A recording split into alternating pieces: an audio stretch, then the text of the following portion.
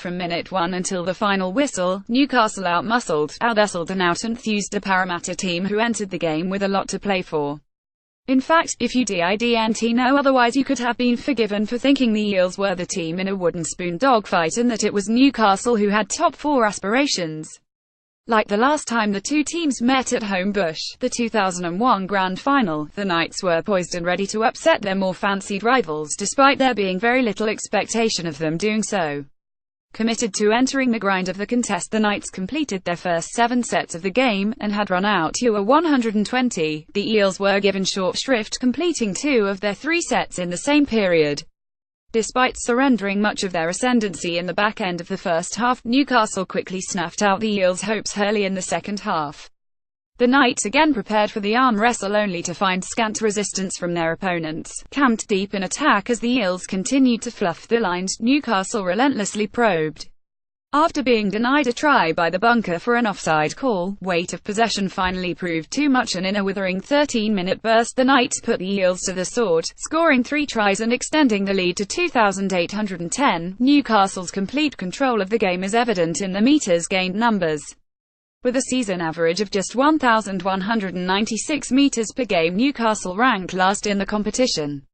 However, in the last 2 games they have been able to retain possession and produce season-best numbers of 1,495 and 1,381 meters in the victories over the Warriors and Dragons.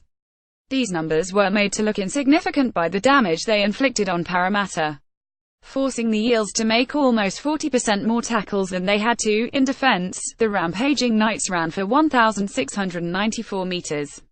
With 12 minutes to play and an opponent out on their feet, the final result could have been anything, but the Knights chose instead to clinically close out the game. A 78th-minute field goal to Brock Lamb was the exclamation mark on a most dominant of nights for him and his team. "We don't want to get too far ahead. It's really important, with how tight the competition is, that we do win tonight. If we do consider ourselves to be a threat in the semi-finals, we need to win tonight. It's a must-win game for us." Brad Arthur pre-game on Fox League. On the back of a 6-game winning streak, and with a top 4 berth within reach as a result, the Eels entered the match with Newcastle with a lot riding on the result. Despite this and Brad Arthur's pre-game acknowledgement of the same, it was not apparent in the efforts of the team when the whistle blew to open hostilities. Unwilling, or unable, the Eels failed to enter the arm wrestle for possession and territory. Almost criminally unable to retain possession of the ball, the Eels ending the game with a completion rate of 64%, they were forced into a mountain of work in defense, completing nearly 40% more tackles than the Knights. In this ultimately futile rearguard action, there were a number of brave efforts. Lion-hearted Nathan Brown completed 57 tackles to go along with his 133 meters gained. Dummy half Cameron King made a whopping 58 tackles, while Daniel Alvaro also brought up a half-century of tackles in only 54 minutes. Off the bench, as tremendous as Newcastle were, the Eels were equally bad. With the stakes on offer for victory, it was an incredibly disappointing performance. It was a game the Eels simply had to win. That they were not able to suggests that despite their improvements in 2017, they are not yet a top 4 team. After the Knights suffered a heartbreaking defeat to Canterbury in round 18, Brock Lamb bore a large amount of the criticism due to a late penalty attempt to send the game to golden point. Barely 20 years old, where many others might have struggled under the weight of such negative attention, Lamb had shrugged it off to stamp himself as a rising star of the NRL, a key figure in Newcastle's wins over New Zealand and St George. He may have exceeded even these performances against Parramatta. After former Eel Ken Sio opened the scoring for the Knights, Lamb played a crucial role in the doubling of Newcastle's advantage moments later. Taking the ball on the 30 meters out from his own goal, the pivot ran the ball to the line and, with a feint dummy, created a shallow opening that he burst straight through, leaving Siozea Vav and Corey Norman in his wake. With Knights aplenty in support, the ball found its way to Mitch Barnett, who gleefully finished off Lamb's enterprising play. After setting the game up for the Knights in the first half, pouncing on a horrible error from Kirisomia Uvaa and the sin-binning of Will Smith, he snuffed out the Eels' hopes in the second. Tormenting Corey Norman again, Lamb took the ball to the line before delivering a deft ball to Lachlan Fitzgibbon, who cruised past on the inside of the Eels' 5/8 to score. Minutes later, he took advantage of the indecision of the Eels' defense once more. close to the line, with Parramatta defenders seemingly waiting for him to decide to pass, runs, or kick. Lamb displayed a quality step and fend to evade Cameron King. With just the slightest room he made the Eels pay, slipping between Kenny Edwards and Mitchell Moses to score and ice the game for the Knights. It was a command performance from the young pivot. One that will have coach Nathan Brown, and all Knights fans excited for the years ahead. As the first winger to win Player of the Series honours in the year's State of Origin, we probably already knew he would be missed next year by the Knights, but against the Eels he did his best to remind us.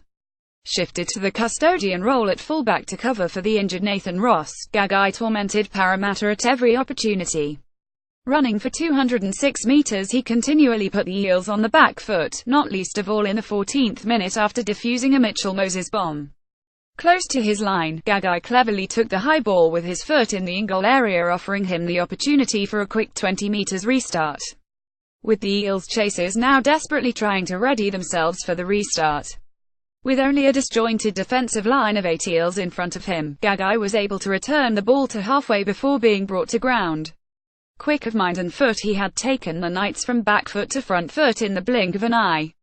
Credited with 3 try assists, his last was a well-worked effort on the Knights' left-hand edge.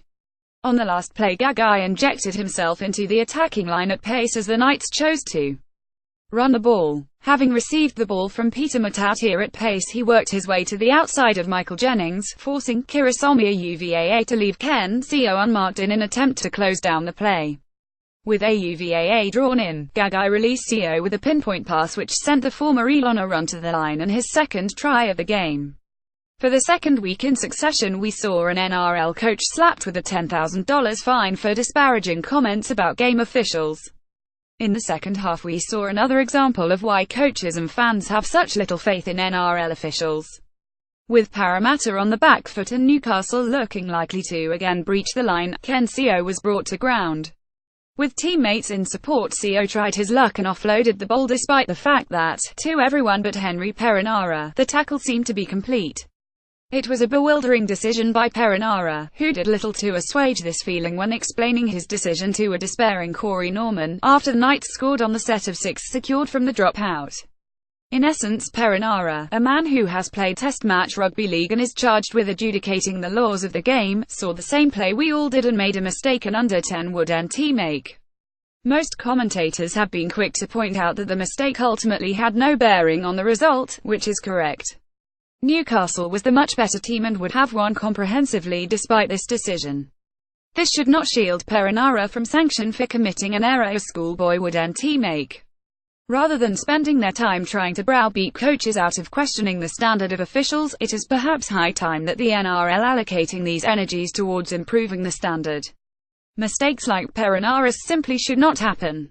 What were your highlights from the Knights' third win in a row? Let us know in the comments below. Want to share your opinion? Why not write for us? Previous post, next post, next.